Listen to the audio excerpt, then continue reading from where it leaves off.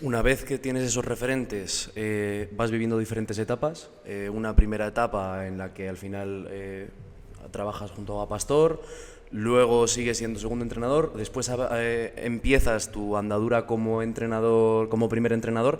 ¿Cómo ha cambiado tu día a día, las funciones que tenías y qué hace actualmente Jota? O sea, ¿cómo sería un día para ti y cómo ha ido evolucionando? ¿Cómo era antes como segundo entrenador, como dentro de la formación de entrenadores y cómo es ahora mismo? Yo he cambiado, he ido evolucionando mucho. Yo creo que las personas creemos que no vamos a cambiar. Cuando estamos en una edad pensamos que eso es así y no vamos a cambiar. Y yo creo que he ido evolucionando mucho, ¿no? Eh, Mira, yo te voy a contar primero una anécdota para hablar de esto. Hay un jugador, Rafa Capote, que yo tuve en Logroño, ¿no? Y que sigo manteniendo muy buena relación con él. Y un día hay jugadores que te siguen llamando, que sigues hablando con él, ¿no? Para mí ha sido uno de los jugadores con más potencial y mejores que he tenido en Logroño. Le tuve un año porque le ficharon en Qatar. Pero me decía un día, ¿no? Yo siempre cuando era profesor decía, mira, normalmente, yo le decía a mis alumnos, normalmente muchas de estas cosas, salvo que vayáis por matemáticas, no os van a valer para nada. Muchas no os vais a acordar de ellas.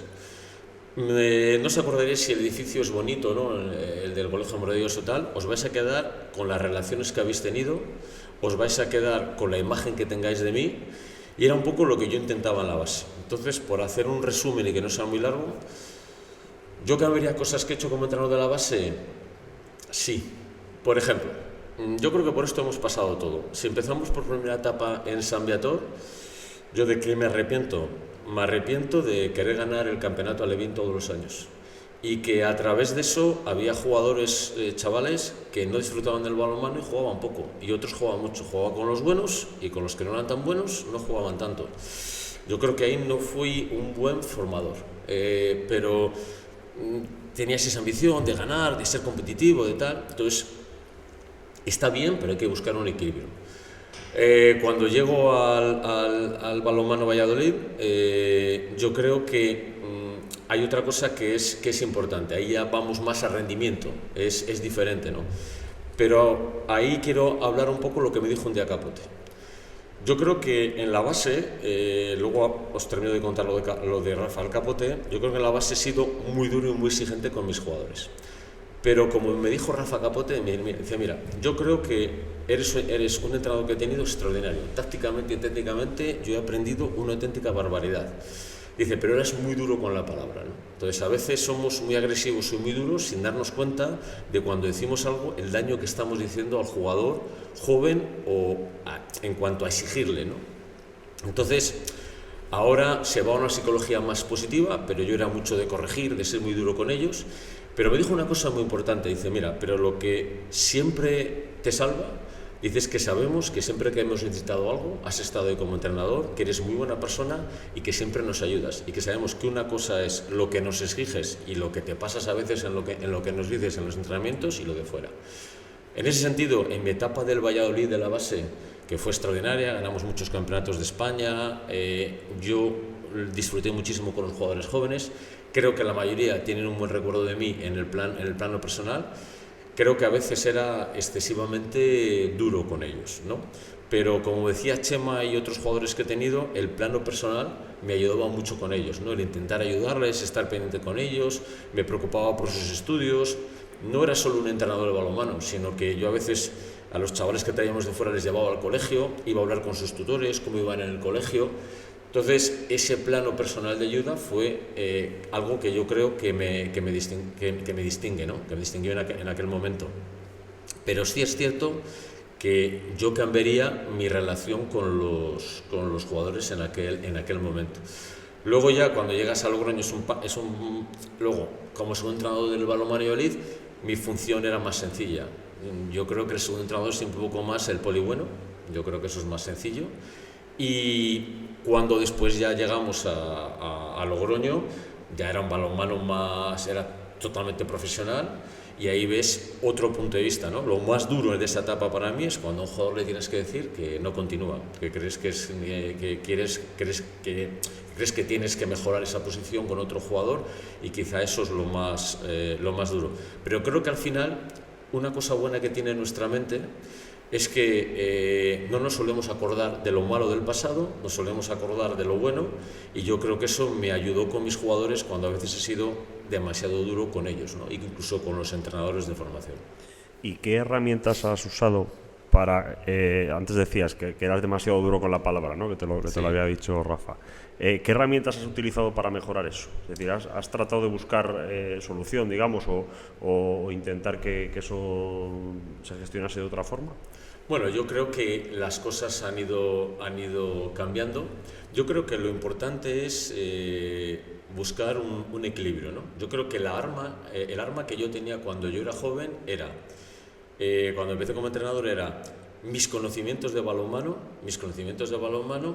y mi capacidad para saber enseñar. Porque una cosa es saber mucho y otra cosa es tu capacidad didáctica para proponer. Cuando tienes un estilo de juego tienes que, por ejemplo, yo inventaba muchos ejercicios, porque para mí lo importante era cuál era mi objetivo. Mi objetivo es que este jugador pase bien. ¿Qué ejercicios creo que me ayuden a que este jugador pase bien? O mi objetivo es jugar un cruce. ¿Qué objetivos me ayudan a que este jugador entienda bien la técnica y la táctica individual para jugar ese cruce? Entonces, en mi época eso era lo que destacaba. No nos preocupábamos mucho de los aspectos psicológicos, de cómo ayudar a los jugadores y tal, éramos muy exigentes, estábamos acostumbrados a que los jugadores en aquella época aguantaban todo. Yo creo que ahora estamos un poco en lo contrario, ¿no? Por ejemplo, yo tengo una relación con Juan García de Salamanca, que además ha hecho un podcast con vosotros, y yo creo que fue uno de los primeros que empezó a cambiar eso, ¿no? Entonces tú empiezas a ver a gente aquí a través de charlas, de conferencias, de hablar con ellos, y te das cuenta que la sociedad va por otro camino y que tienes que intentar también saber liderar y llevar un equipo, ¿no? Yo lo que creo es que es importante buscar el término medio, es decir, no es ni como era antes ni como es ahora. Yo creo que ahora se da muy poco valor a los conocimientos que tiene un entrenador, a cómo enseña, sino que ahora eres más un didáctico, cómo llevar el equipo, cómo llevar el grupo. Y yo no estoy en contra de eso. Creo que a veces, últimamente, la psicología deportiva también está provocando un daño. Yo esto lo he hablado con Juan. De hecho, yo a Juan le dije muchas veces, oye, mira, llegó un punto en el que yo, por ejemplo, os voy a ser sinceros, yo me sentía mal como entrenador, porque tanto escribir libros de qué hay que hacer con el jugador, cómo hay que motivarle, cómo tal, hemos pasado la responsabilidad del jugador solo al entrenador.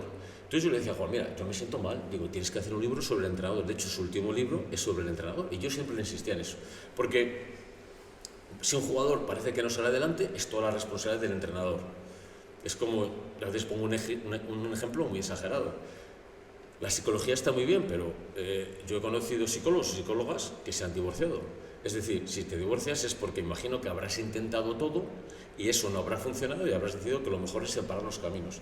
A veces como entrenadores tenemos que intentar resolver muchas situaciones con los jugadores, pero antes se nos cargaba tanto la responsabilidad que parecía que si no lo resolvías eras tú el único culpable.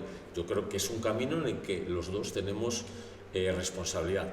Y ahora hemos llegado a un punto en el que, por ejemplo, yo te puedo contar, jugadores profesionales me dicen frases como, bueno, es que tú no me vas a entender, es que yo no me encuentro bien, no me encuentro bien, pero tú me vas a entender porque son cosas muy complicadas. Creo que a veces tanto hemos insistido en este último camino que la psicología a veces se ha convertido en una fuente de excusas. Entonces hay que buscar un equilibrio entre lo que era al principio, cómo entrenábamos, y lo que es ahora. Y yo he tenido un proceso en el que he ido evolucionando.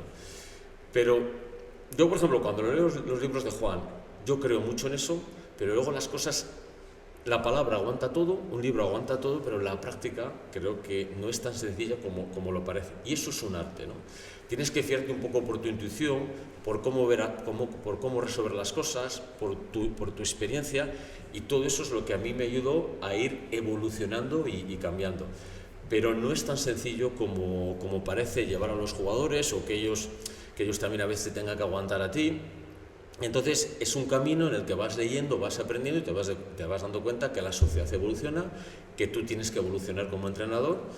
Y yo he ido cambiando por las relaciones que he tenido con jugadores, experiencias con entrenadores, lo que he ido aprendiendo con gente que te va explicando.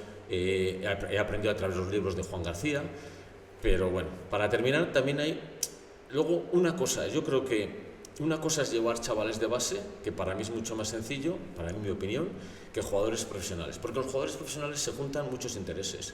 Sí, tú me dices, tú me motivas para que yo juegue mejor, pero me has dicho que no me vas a renovar al final de temporada, que prefieres otro mejor. Es que este gana más que yo creo que lo hago mejor. Hay muchos factores que terminan influyendo en esa relación. Es más limpia cuando trabajas con chavales. Y tirando de ese hilo, ¿cómo se cuida un entrenador ya de élite como eres tú? ¿Cómo se cuida a uno mismo? Es decir, ¿cómo se va protegiendo de todo esto para no caer en el punto de quemarse cuando se enfrenta a estos conflictos? Para mí es muy, muy complicado. Yo te puedo decir que para mí ser entrenador de balonmano me gusta, pero es un auténtico suplicio, un infierno, un sufrimiento. Esto no está bien decirlo, pero yo prefiero ser sincero, ¿no? Yo creo que ya tengo una edad para ser sincero y no andar mintiendo, ¿no?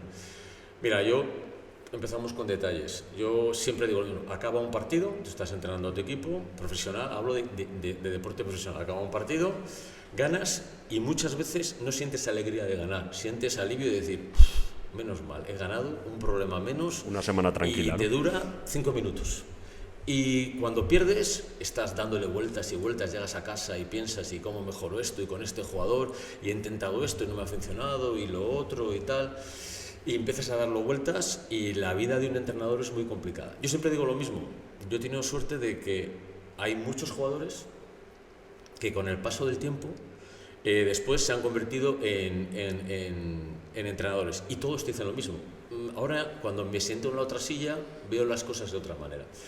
Pero la verdad que mi día a día es muy complicado, porque no solamente los entrenamientos es llegar a casa, pensar cómo puedo mejorar el equipo, esto no funciona, por qué no funciona, cómo consigo motivar a este jugador.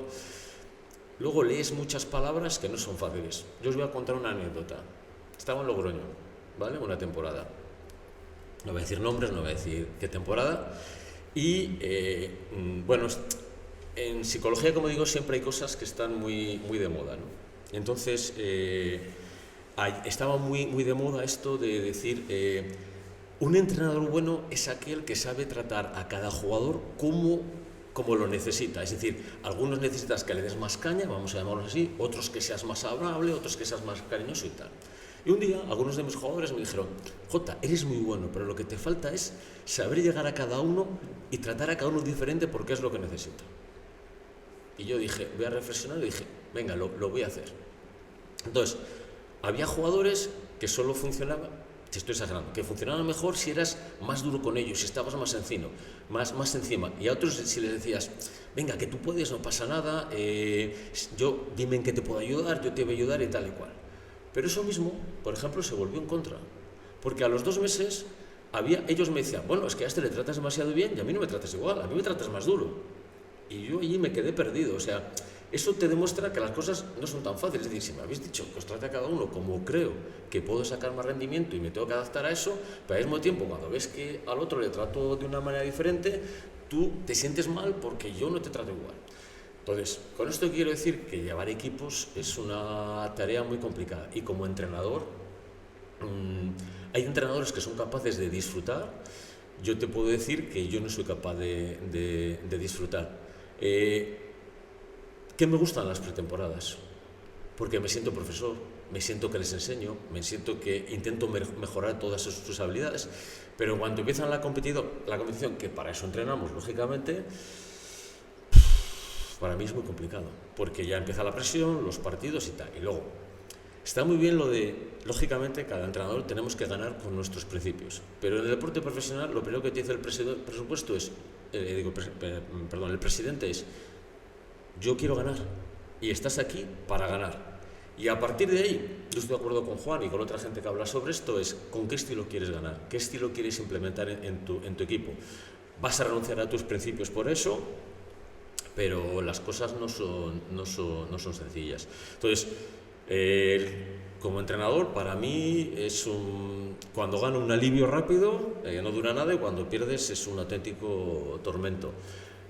Y para terminar con esto, yo también quiero ser justo con la gente que ha estado conmigo y en los clubs, y es más un problema de autoexigencia mía que de lo que me han impuesto los clubs. O sea, Te pongo un ejemplo. Yo cuando he estado en Logroño, los presidentes, los dos, Segundo y Ángel, Retuerto, siempre me decían: estamos encantados contigo, no te preocupes.